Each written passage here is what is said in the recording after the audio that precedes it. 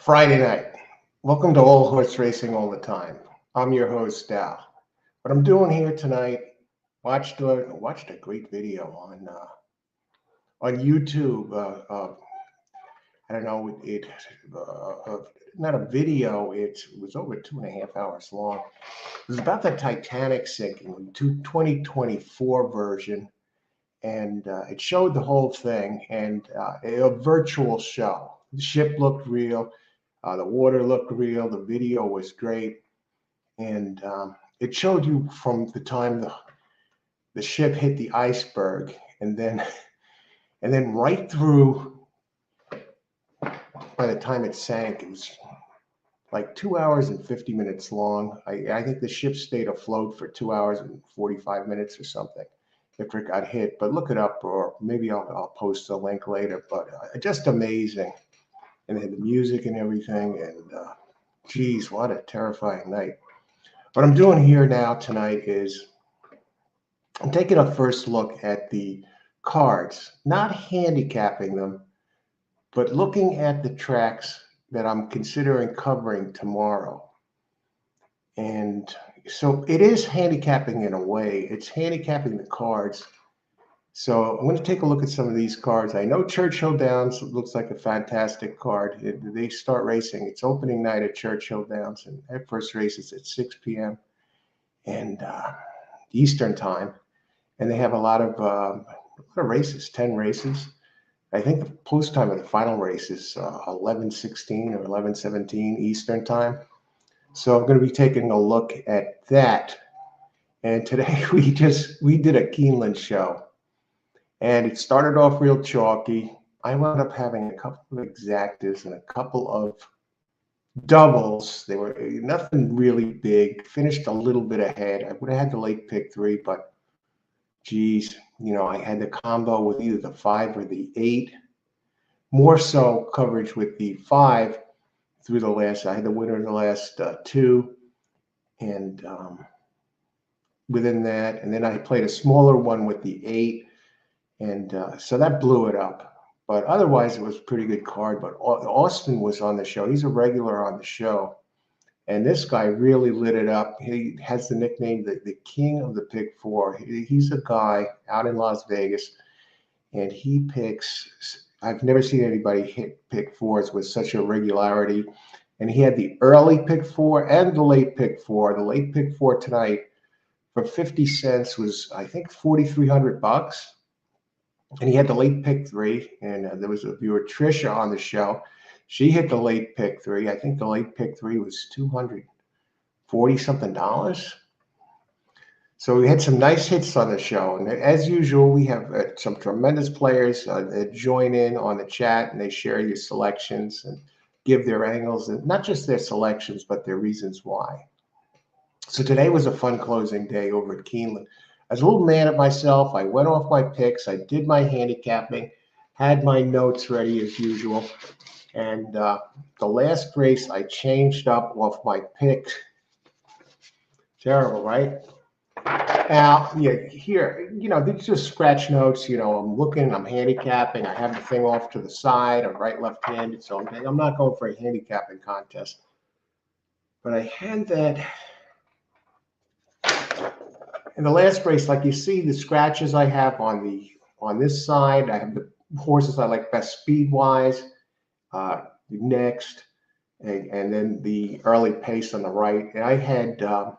I like 3 best and 4 and 2. So 2, 3, 4 basically. The 3 I like best in that race. So I go off of the 4. I let the board scare me off of it because it was dead on the board, like 15, 16 to 1, and it opened 8 to 1. And I was thinking, oh, maybe it'll get caught up in the speed duel. Wound up going off at 12 to 1, and I left it out. And I would have had that $247 something exacta if I just boxed my top 3 choices. And so the lesson learned, don't let the board throw you off. If you see really high prices, you might be on to something. That's what you want. Leloy. Hey, Leloy, how's it going? Happy Friday. Happy Friday. Nice pool room. Oh, thanks. The Traveler. Hey, Traveler, how is it going? Good evening to everyone. The Traveler is checking. Traveler, I'm looking at these cards. I'm taking a first look to get an idea for tomorrow because I want a secondary card too. I want an early card, and obviously the late card would be Churchill, and that's the one. I haven't looked at any of the PPs yet. Austin one, but I'm looking at the earlier cards. I saw Aqueduct today. I saw the payouts were horrible. I think the first two exactas were $3. And I think the late ones, they had one race where bombs came in, but oh my God, what a waste of time. Austin won the pick four again. Yeah, the last one he hit of the day was I think 4,300 something. Just amazing. And we had Dan, another viewer that had some big hits on the show, and he was alive in the pick five, and there was a little drama there. He was alive in the pick five, which was going to be big, and he had just one horse. He singled one horse. He singled the 8, which was a Chad Brown horse. He singled the 8, which is a Chad Brown horse, and his numbers didn't look that good. He only had one race, but he didn't have a good race, and he was like a big time closer. I think he wound up being favored. And Austin had a bunch of horses, and but he didn't have the 8. So Dan's alive in the pick 5, which is going to be huge. And Austin left the 8 out, left the Chad Brown out, and the Chad Brown ended up coming in, made a late run, but he wound up coming in third. So valiant effort by Dan, but hey, Austin, he connected on the early and late pick 4. So what I'm looking at right now, where are these PPs? All right, there we go. I see Gulfstream has 11 races tomorrow. What time do they get started? 1:10. Now they have some nice races. What I'd probably do is get picks out there and weigh in, check in here and there, and have the live stream for an early card. And then I'm thinking about, I'm going to see tomorrow night. I don't know for sure yet, but what I'd like to do, if I can, is do the opening night card over at Churchill Downs, the 10 races that starts at 6 o'clock. So we'll see. It's a cold night, a chilly night over here, spring night over here in New York. And Monday it's supposed to be 84 degrees. Go figure. Yeah, Gulfstream has 11 races tomorrow.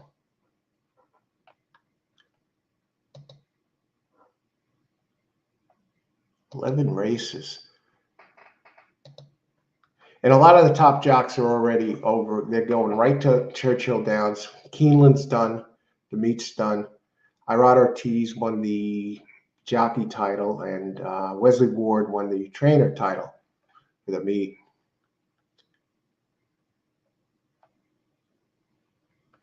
I'm just looking at some of the jockeys that are over here on this card. Let me see if I could share it.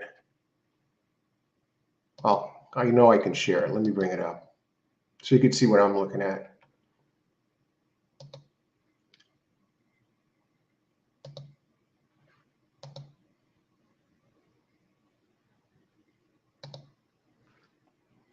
The first race, 5 furlongs on the Tapeta surface.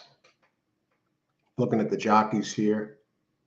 Jaramillo is there, Jara, Zayas, of course. Paco Lopez is there. Now guys like Paco Lopez and Zayas can fatten up on their stats with the big jockeys playing at one of the larger tracks. Claiming Price 8K. Second race is on the old weather track again. Safi Joseph Jr. with a 2-1 favorite. Race 3 on the old weather track again. I don't know about this. First 3 race on the old weather. 4th on a 3-year-old race on dirt. Nice field. 5th on dirt. No turf here. What's going on? 6, we got turf. 1 and a 16th for 3 and up. Yeah, it looks like a good field.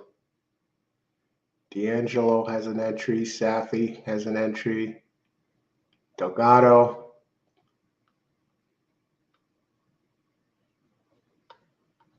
Seven all weather. I don't know. I really would like to get an Aqueduct in.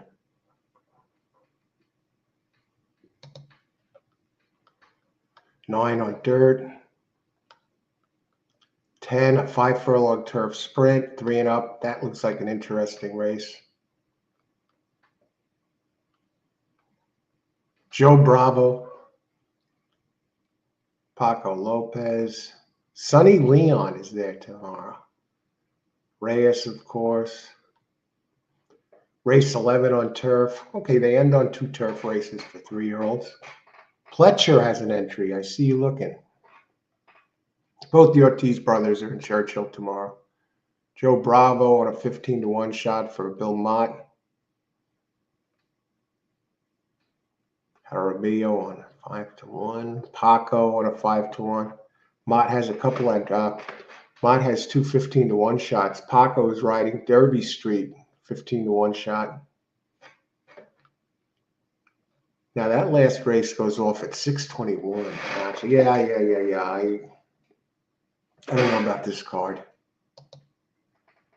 I think the only way I would do this card is if somehow it winds up I'll be out tomorrow night. Then it looks like an interesting card. Okay, so let's go to another track. Let's take a look at Aqueduct. Let's go to the same page. We'll go back.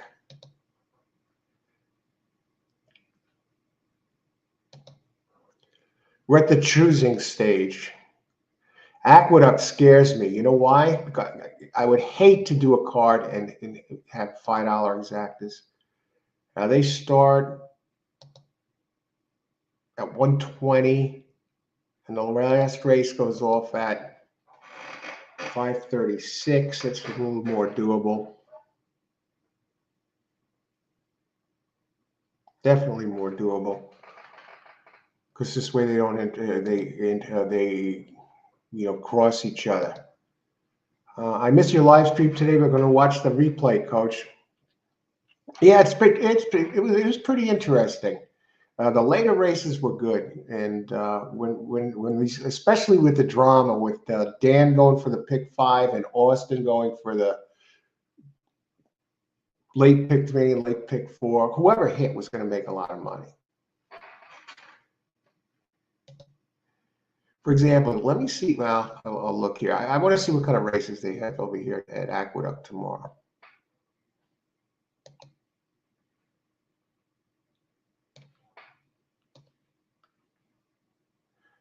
High 57 degrees. Okay, race 1 Aqueduct.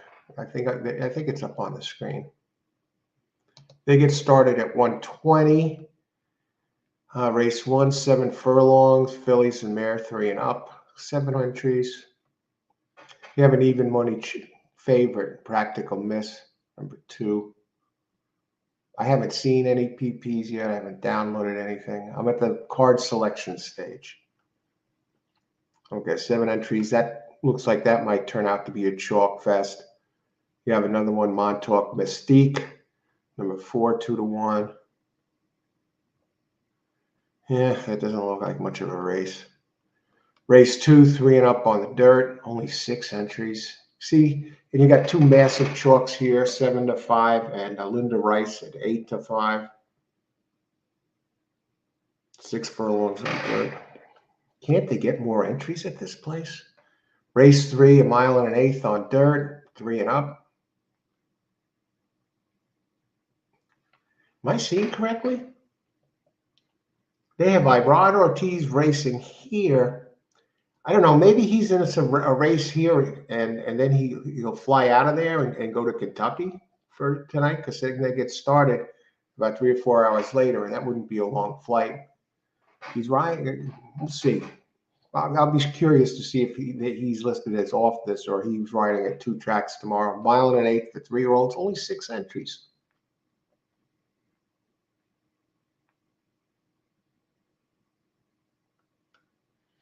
Race 4, final one on turf, and even that only has 7 entries. 6 furlongs. Okay. Castellano is there. Flavian Pratt is there. Interesting. It looks like, and Irad Ortiz is scheduled to ride in the 4th race too. And then he's going to be at Churchill tomorrow. I guess it's possible.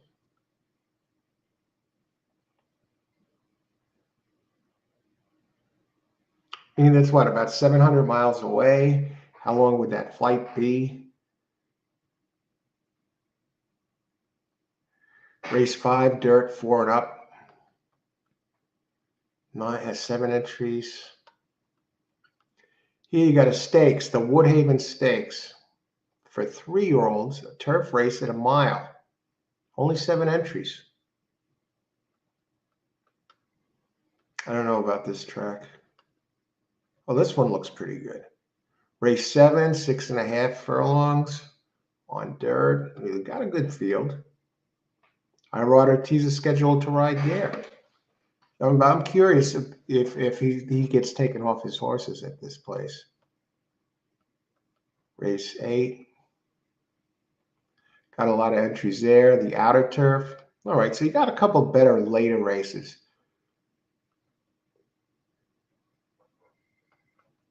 Chad Brown has a 1 and a 1A. Well, the 1A really is only main track only. I don't think we're getting rain tomorrow. So a couple of alternate entries.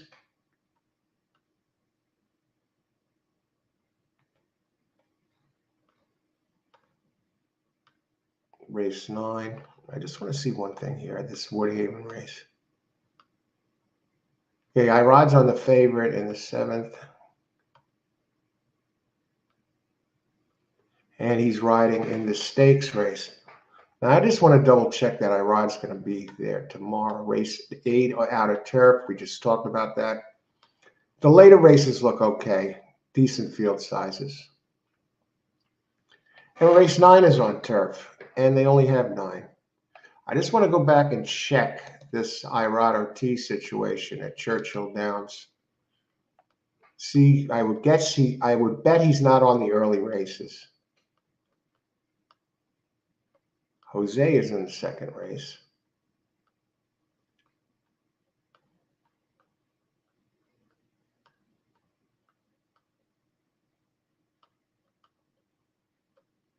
No sign of Irad. Race 5. Jose's in a few of them early. Race 6. Maybe he's not there.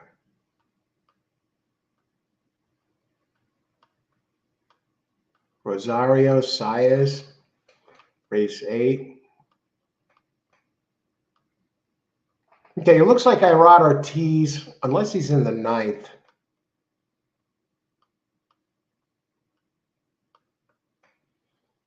All right, it looks like Irad's not at Churchill tomorrow, but Jose is. So it looks like Irad's at Aqueduct tomorrow.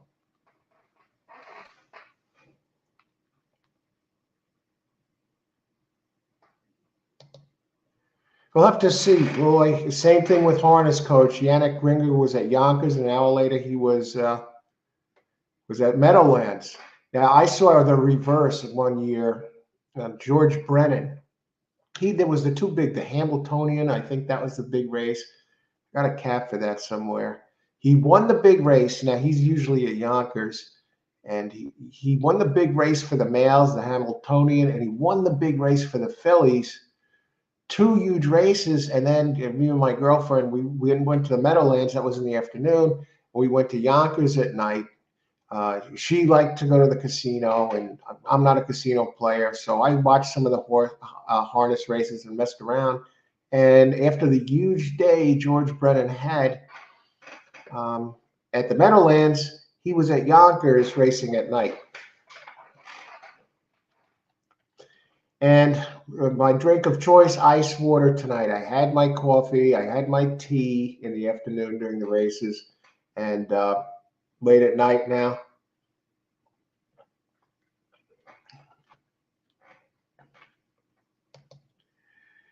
Okay, now let's look at another track. What are our other options here? I'm looking for a date track. So far, I'm thinking Aqueduct. Of course, if I wind up doing the show that I want to do, the Churchill show, and the other one, like kind of a live show, but we're pop in where I can, and but get picks out there and have the chat open. I want it to be a manageable track, and Aqueduct with the 9 races, and they don't like Gulfstream goes till the last race goes off at like 6:40 at night. You know, that would cross with Churchill.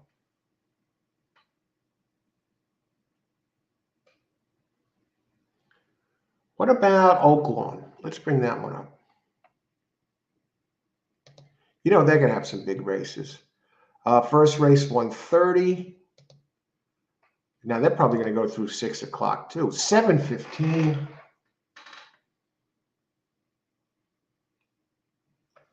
No way. Too many races to get started too late. Not too late, but too many races. I just want to see if they got some big stakes. Yeah, they have the Dig a Diamond stakes, 200,000.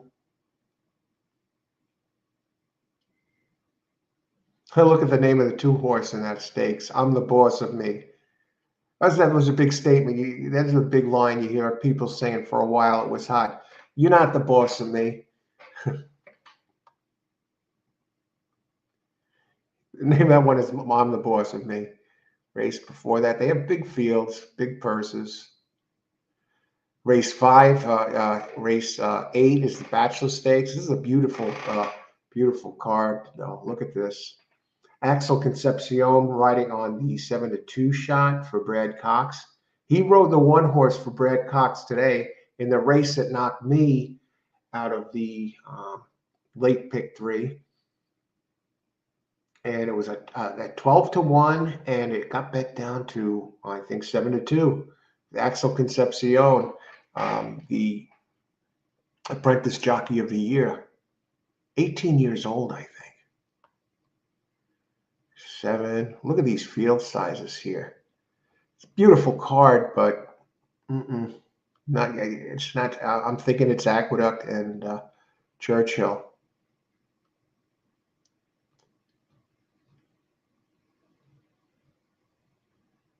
Yeah, look at those field sizes. Let's see if there's any others that look interesting. Back off Oaklawn.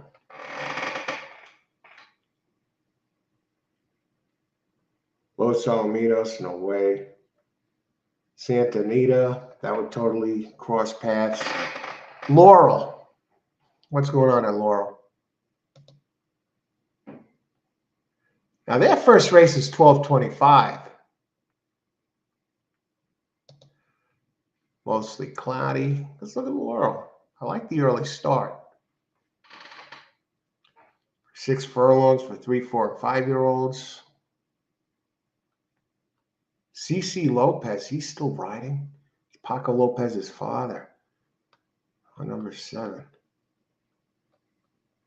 CC on the 7-5 second race, dirt. 7 entries. Turf in the 3rd race. Nice field.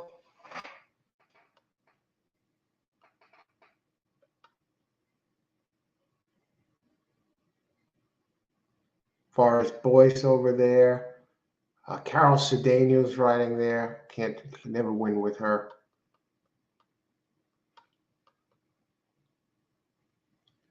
Race 4 on dirt, small field. 5 on turf, nice field. 1 year, 1 mile. This looks like a pretty nice card.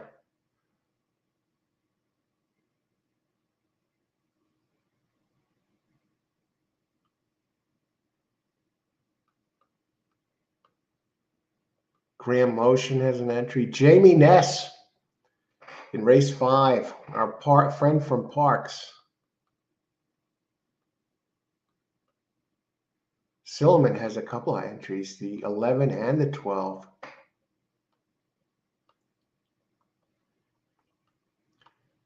Race 6, optional claim. I think it's optional. They say the claiming price, they only give 2 claiming price horses in here. They don't say optional claim. 6 furlongs, decent field, race 7. Another turf race. I like this.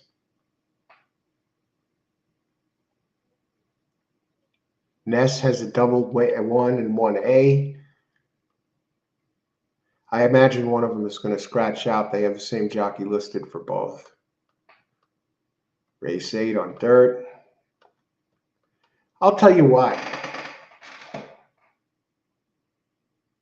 The Laurel looks more interesting than the Aqueduct. Just a better card. I have to see if I can get some Moon, Nyquist, Violence.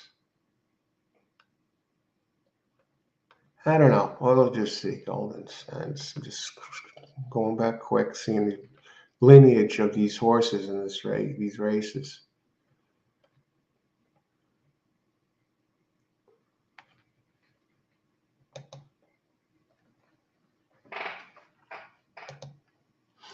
So I hope everybody's weekend is off to a good start here.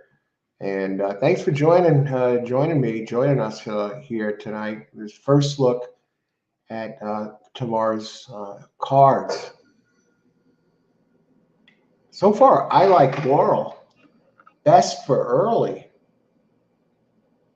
Laurel, Aqueduct. What time does the last race go off at Laurel?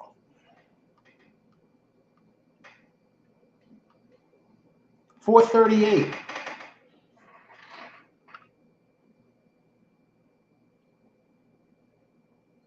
Not bad.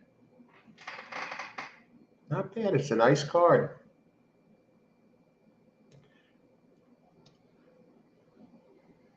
Let's see. What other cards we got here?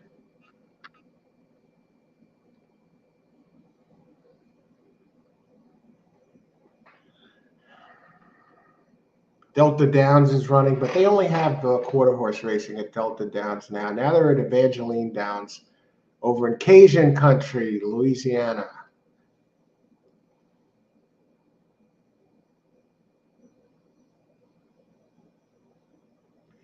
Let's see, they used to have the largest fields at Evangeline Downs. Tomorrow they have 9 races. First race is at 6:30. 9th race is at 10:07.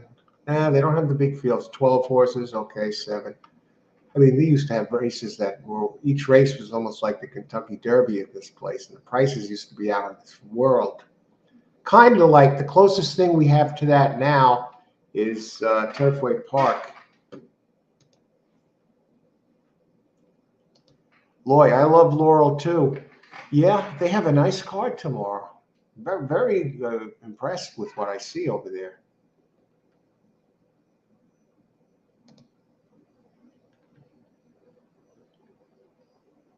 Let me see if I can bring this a picture up here.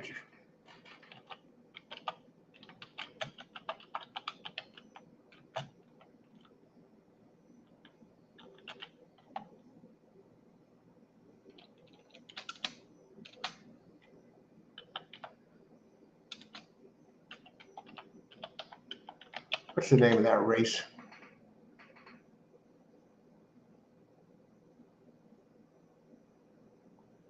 That was 2011, the Hambletonian with George Brennan. He won the Hambletonian Oaks and the Hambletonian the same day. Let me see if we can get a picture of that.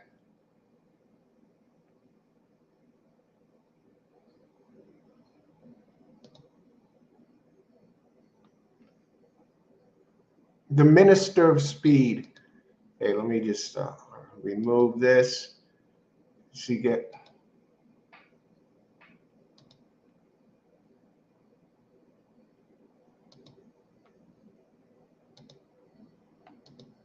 Yeah, 2011. I was there for that. And then he was racing at the Meadowlands that night. And there's that picture from on the right after he won that race.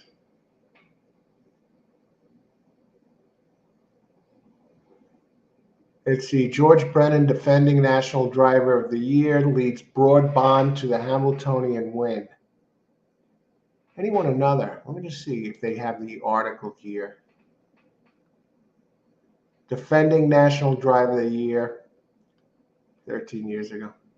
Saturday was Hamiltonian Day at the Meadowlands, but in reality, it was George Brennan Day.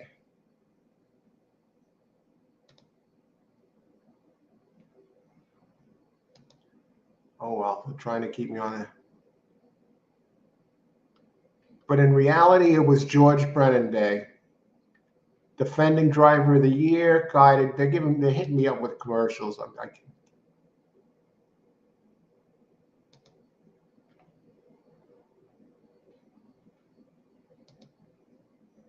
I just want to get the name of that other race, and then I'll get off this stupid page. And 12 months ago, yesterday, he became only the second driver to pull off the Hamiltonian Oaks double. So anyway, George Brennan, yeah. And that night, you think he had enough? All the purses he won and whatever, he was riding in almost every race over at Yonkers. He was a hell of a driver then. I guess he still has his moments now, but back then it seems like he was winning so many races. And they always stuck him on favorites too.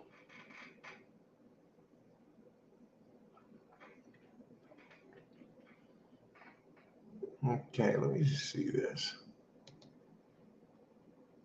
Let's see some payouts here. I want to go. Let's see. Bet now. I just want to see some of these results here at Gulfstream to give you an idea. Not Gulfstream.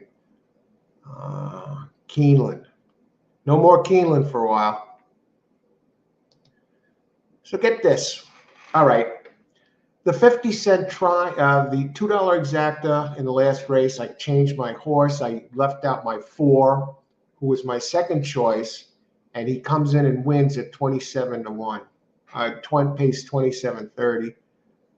Dime Super, Leloy, you would like this. And they're all playable. 4289, $246 for a dime. The late daily double, 237.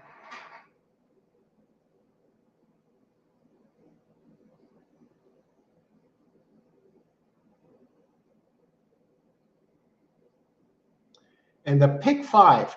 Now let's see what Dan would have won if his 8 came in the pick 5. Okay, now the pick 4 paid for 50 cents, paid $4,337.59.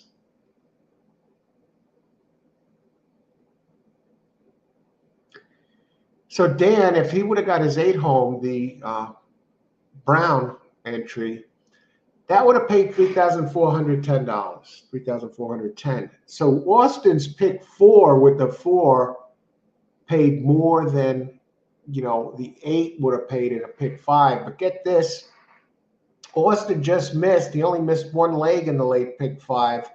And if he would have got his home, he would have had the pick 5 paid $12,072 with that 4.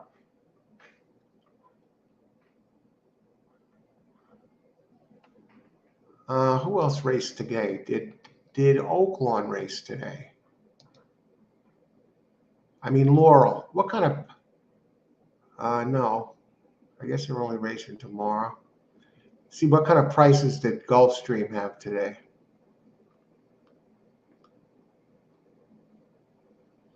Not listed here.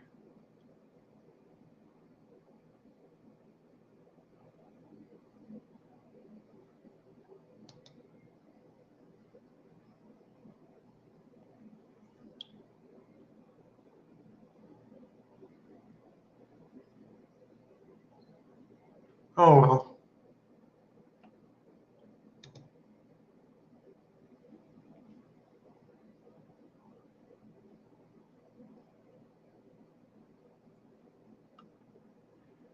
Final. All right. So that's what it looks like. The tracks I like best that I've seen so far is Laurel early and Churchill late. Oaklawn runs too long and runs till clashes with Churchill Downs. Gulfstream, kind of the same thing, clashes. They both have, I think, a lot of, no, not Laurel, Gulfstream and Oaklawn both run really long. And quite frankly, I like the Laurel card better than both Oaklawn and Gulfstream. I like that they have turf races there. I like that they have large fields.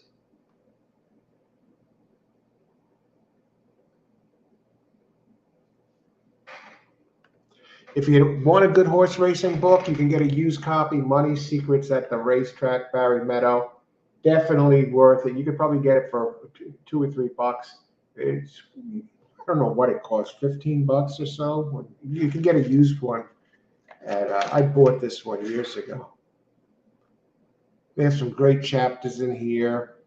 Pari-mutuel, the introduction, decisions versus selections. These are the chapters.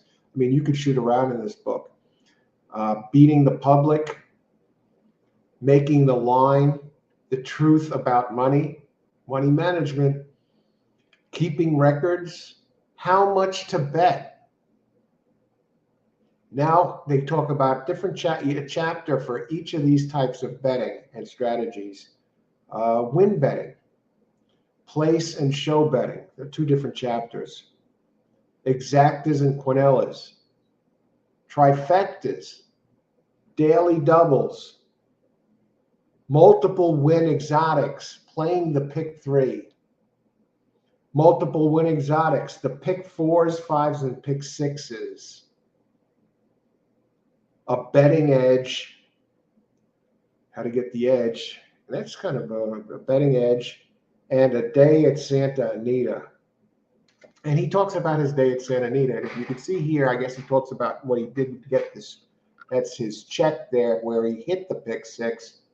And Barry hit the pick six for $109,989.40.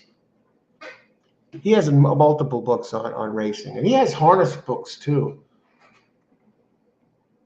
Big time gambler, but tremendous horse player.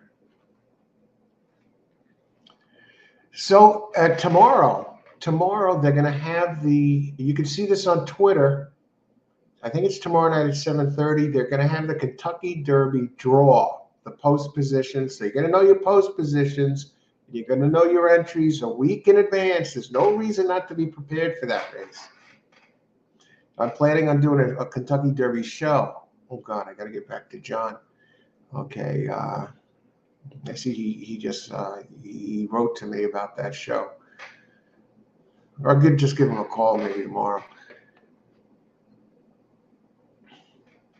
It's John De Silva, the line maker at Parks, good friend of mine, and he's joined me for a couple of these Derby shows and some others in the past. And we lead off. This guy, I think he's the most knowledgeable and best horse player I know. Knows all the horses intimately, knows all the trainers on a friendship basis, and he talks with them regularly, the owners, the jockeys, all the connections, and so he really has stories he'll have stories about every single entry if he can make the show. And possibly, hopefully, Robert Federo can join us again. Some of you know him as Eugene Pontecorvo from The Sopranos, but a tremendous horse player. And he sounds like he's up for it, but just got to see if we can get everything in sync. It sounds like all systems go, but it's going to come down to scheduling. Because Bobby, he has some of his auditions, he has some projects going, being an actor, and John Everyone's going to be after him next week with the Derby. He's on multiple shows, so it's going to have to sync everything up. So it's going to be a fun week. And the Derby draw tomorrow night, 7:30. And from what I could see, they said you could be able to view it on Twitter live.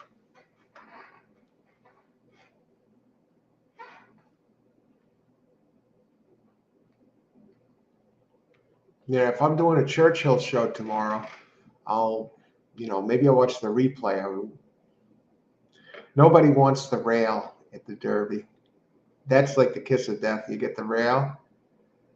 I think the Rapoli horse is going to be very dangerous.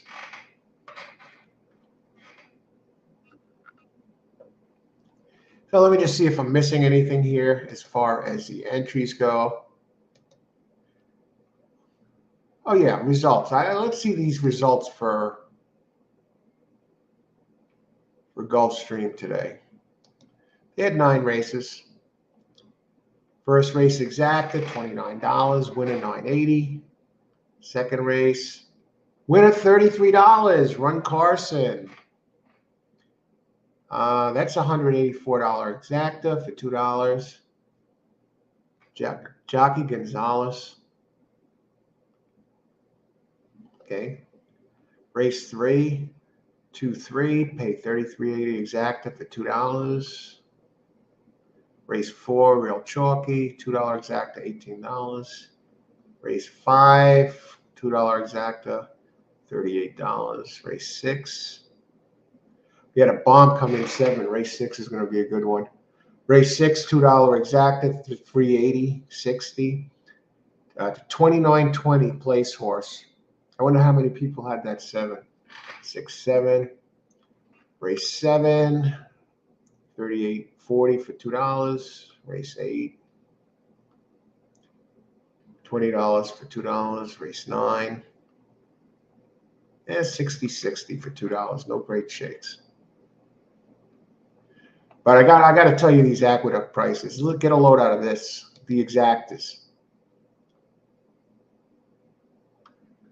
Race 1, okay, gets off to a halfway decent start. Race 1 exacta. You've got some decent jocks in there. $1 exacta, $40.50. Race 2, $1 exacta, $7.70. Race 3, $1 exacta, $18.50. Race 4, $1 exacta, $16.80. Come on. Bombs away in the 5th. That's the race. Race 5, $1 exacta, $242. Winner paid $17.40, and the second place horse paid $35.80 to place and $19 to show. So you get $242, $1 exacta, and a 50-cent try was $859. 10-cent super, Leloy, if you're there, $1,736.80. That was your race. Now get race 6, $1 exacta, $8.90. Race 7, $1 exacta, $3.35. Race 8, $1 exacta, $3.50. And that's all the races they had over there today. The Big A.